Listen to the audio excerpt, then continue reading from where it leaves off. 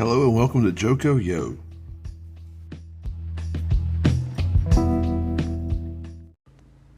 Like many people, hundreds of thousands at least that came to the Virginia coast in the 1600s, John Hinton probably had hopes and dreams of becoming a wealthy lord like the kind he saw in England. He never could be one. That's insane. You have to own land to be a lord. They were different from him, better maybe. They were considered lords over lands of their own, like rulers. People like him were just subjects to them. To be a subject to a lord meant that you were, well, subject to their wills and their wants, and your life was subject to theirs. You did as they told you.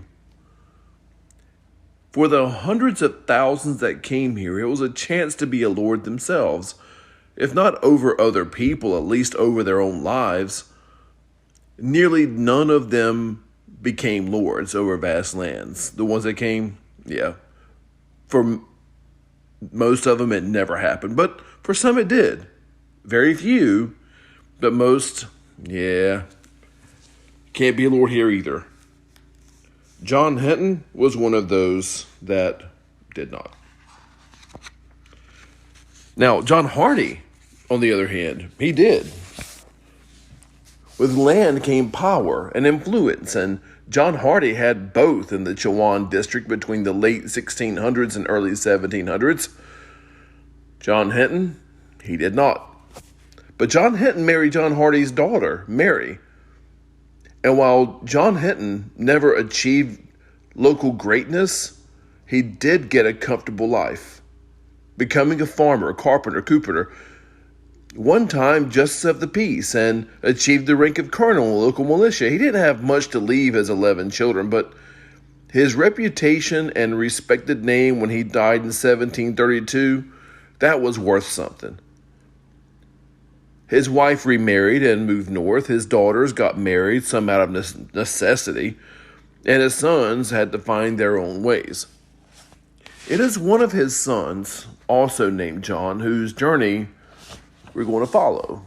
See, John the son, probably as a result of a combination of his father's reputation, his grandfather's stature, and his own enterprising spirit, that he was granted a parcel of 640 acres of land of his own in 1739 as one of the first families of the newly created Craven County. It didn't hurt. They also had trained to be a surveyor. If you don't know about how important surveying was in the colonial period, I got some stories to tell you. The land was described as having an open grazing land suitable for a near limitless number of heads of livestock and a burnt marsh. Now that's important. A burnt marsh, that burnt marsh part, doesn't sound like it's really worthy of mentioning, but the colonial period, burnt marsh was served as a nearly impenetrable barrier between Native American settlements and the English settlers. That means for John Hinton, it was safe. It also bordered both sides of the Neuse River, making it well-watered, easily irrigated, fertile soil. The newly created Craven County stretched from the quickly growing town of New Bern with a clearly defined northern border, a clearly defined southern border. The western part, well, nobody knew how far that went because it was never really defined. The western border simply stretched west. Where does it end? It ends in the west. And it would do so until a new county needed to be carved out of it due to population growth, and North Carolina is no stranger to population growth if you haven't told or been able to see that lately. A new county was carved out of Craven by necessity only 7 years after it was itself created. See, growth in North Carolina has always been happening. John Hinton's new property meant that he was on the western edge of Craven County, almost at the frontier now.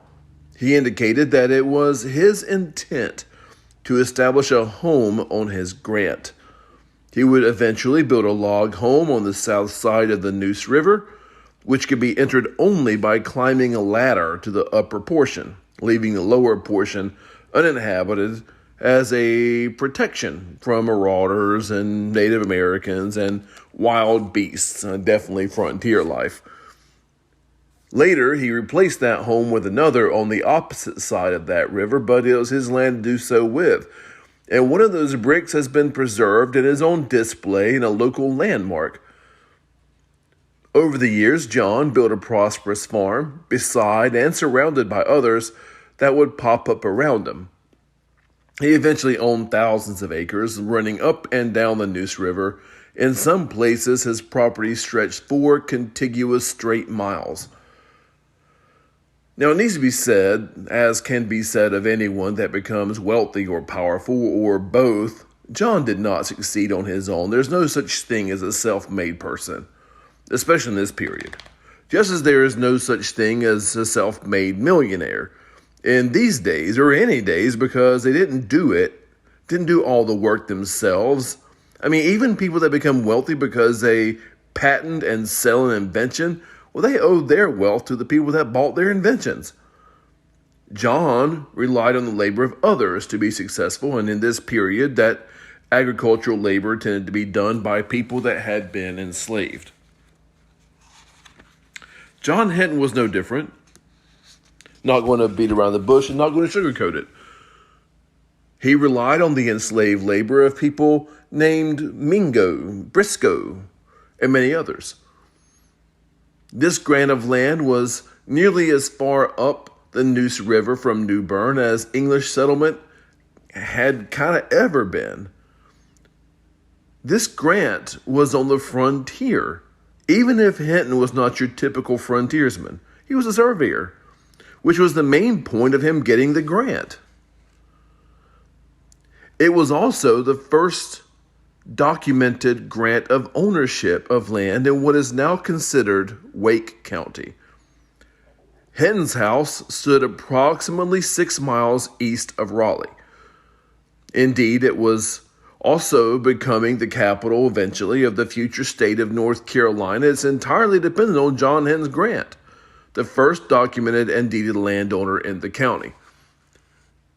Now, from his base, John Hinton, his home on top of this rocky point on the south side of the Neuse, he could and would be paid by the North Carolina colonial government to venture out, survey lands, mark what he saw, and interact with his environment. And then the way it worked, a surveyor was sometimes granted property of hundreds of acres, explored it, marked what he saw, then went to surrounding places and did the same, often acquiring properties for himself along the way.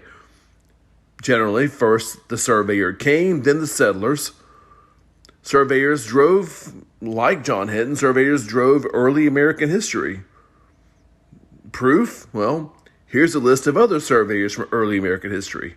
George Washington, Daniel Boone, Thomas Jefferson, Benjamin Banneker, Abraham Lincoln. And why do you think it was Lewis and Clark that were sent to Louisiana Purchase? To exercise? No, they were surveyors. And add to this list Mr. John Hinton. He is not as big as those guys were, but it really depends on a matter of scale, doesn't it? If surveying marked one for later influence on history, John, he's no exception. And you'll see that in the next episode.